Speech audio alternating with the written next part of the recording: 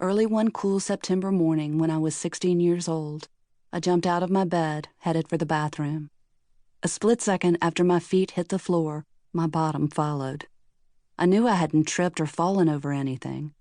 When I tried to stand, I found that my legs would not hold me up.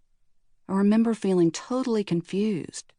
What I didn't realize at the time and couldn't possibly know was that I'd just taken the first step of a lifelong journey that would ultimately provide me with a remarkable gift.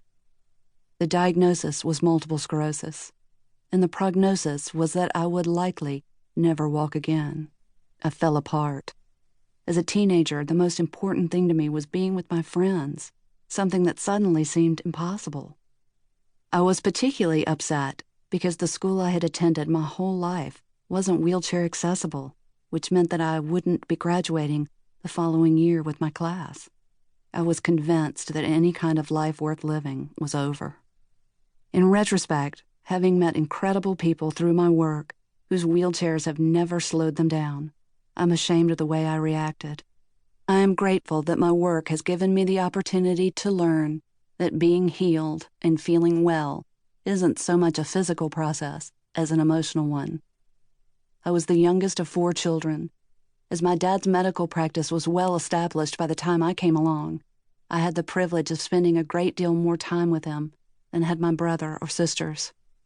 Dad and I would take long walks, play tennis, and go fishing at a nearby lake. I adored my mom, but Dad and I were best buddies. Neither of us was prepared for the shock that September morning brought. My sudden illness was particularly hard on him. More than the physical implications, he worried about my mental health, I think. Dad realized I needed to have something on which to focus, something hopeful. As fate would have it, he had recently read about a woman in California who was training dogs to help people who use wheelchairs. Knowing how much I loved animals and hoping to give me a reason to keep fighting, he contacted the woman. Unfortunately, she couldn't send a dog as far away as my hometown of Atlanta. Rather than being disappointed, Dad grew determined. He decided that a similar program was surely needed in our part of the country. On the Friday after Thanksgiving, he met with a CPA about setting up a nonprofit program he named Canine Assistance. 3 weeks later, Dad was walking on the sidewalk along a nearby park when a drunk driver on a motorcycle jumped onto the path and hit him. All night I stayed in the waiting room of the ICU at the hospital where Dad was on staff. His coworkers flooded the hospital. He was not only a gifted surgeon, he was a wonderful man, and his friends were using all their skills to keep him alive. We kept hoping for good news that night, though it never came. Dad was broken. The hands he'd used to give sight to so many were literally crushed. His brilliant brain was damaged.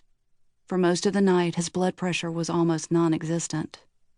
Toward morning, nature overrode the heroics of modern medicine, and my dad died. The only thing that kept me from falling into despair was my anger.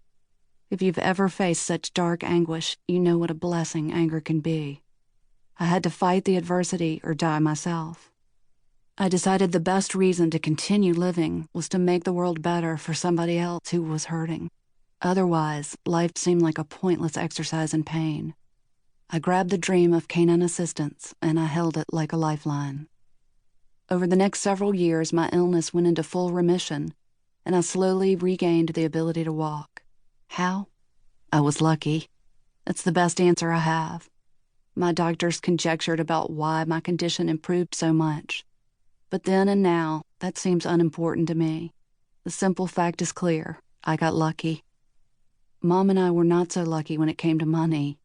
There was a clause in Dad's life insurance policy that negated payout in cases of death by two-wheeled vehicle, which was obviously intended for those riding one or driving motorcycles.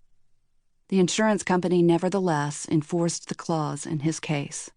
Without the insurance money and the substantial cash flow Dad's medical practice had brought, money became a problem for the first time in our lives. Mom and I learned a great deal about the value of buying in bulk, shopping at discount stores, Sunday morning newspaper coupons, and weekly sales at the local grocery stores. My siblings were just beginning their adult lives, married with young children or otherwise trying to establish themselves, so they were not able to help much financially.